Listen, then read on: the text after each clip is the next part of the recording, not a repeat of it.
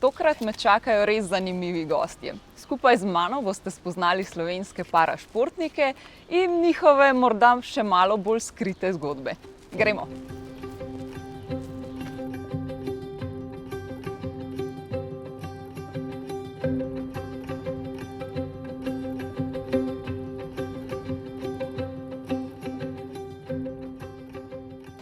Medtem ko vsi že tako nestrpno pričakujemo letne paralimpijske igre v Tokiu, pa se Jernej Slivnik pripravlja že na druge svoje zimske paralimpijske igre. Na smučeh je že od svojega drugega leta in ko je pri 6 letih po prometni nesreči izvedel, da ne bo več mogel hoditi, je bilo njegovo edino vprašanje, ali bom lahko še smučal. No, že takrat je po televiziji spremljal svojega poznejšega vzornika in človeka, ki ga je v slovenski reprezentanci nasledil na smučeh, Gala Jakiča. Jernej, prometna nesreča, ki ti je usodno spremenila življenje, se ti je zgodila že pri 6 letih, vendar pa smučaš praktično že od svojega drugega leta starosti. Tako da si eden pravzaprav redkih športnikov, parašportnikov, ki so po poškodbi ostali pri starem športu. Tako da lahko bi rekli, da je smučanje praktično že celo življenje tvoja ljubezen. Kakšna je bila pa potem ta sprememba? Je bila prilagoditev težka ali si se hitro znašel?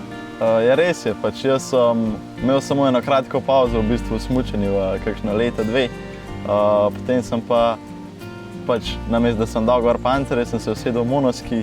Na začetku so bili taki malo nerealni občutki, majčkeno je bilo vse skupaj drugače, ampak vseeno tisto užitek v smučanju je postal enak.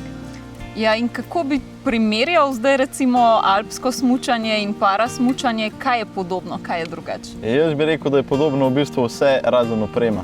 Že kot tekmovalno imamo vse discipline in vsa pravila enaka klasičnemu alpskemu smučanju. In je oprema v bistvu samo drugačna, vse ostalo je pa isto. Bi mogoče rekel, da ti je vseeno ena ali pa druga oblika ljubša? Iskreno se smučanja na dveh nogah že zelo slabo spomnim tistih občutkov, tako da bolj vem samo, kako je zdaj v monoski.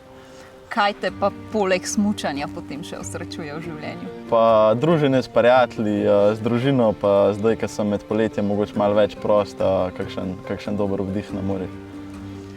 Kranjska Gora in Pokal Vitrans sta legendarni prizorišči alpskega smučanja za moške v Sloveniji.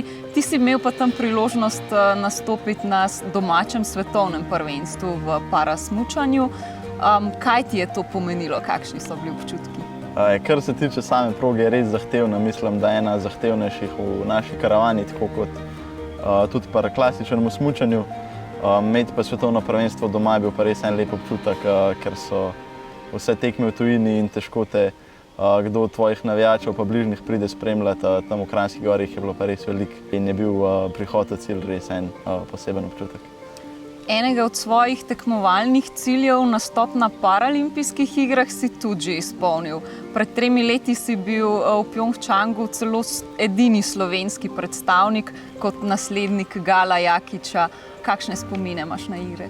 Ja, igre so bile zelo lepe. Nekaj, kar sanjaš celo življenje, pa se ti poje to resniči.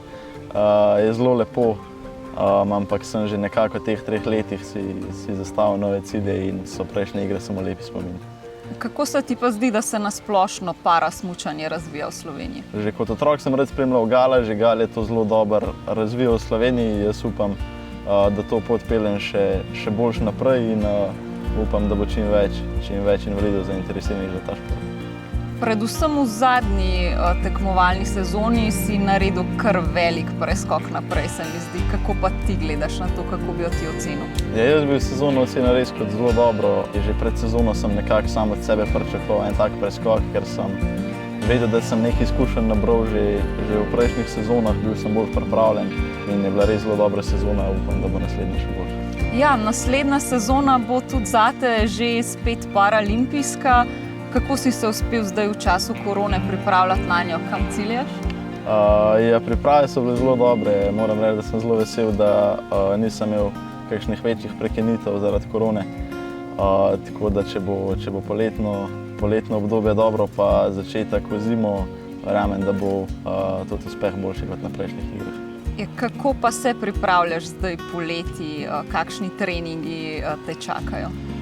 Čakajo me predvsem kondicijski treningi v koncu poletja, pa že odhod na sneg, na tuje ledenike, če bo vreme dobro.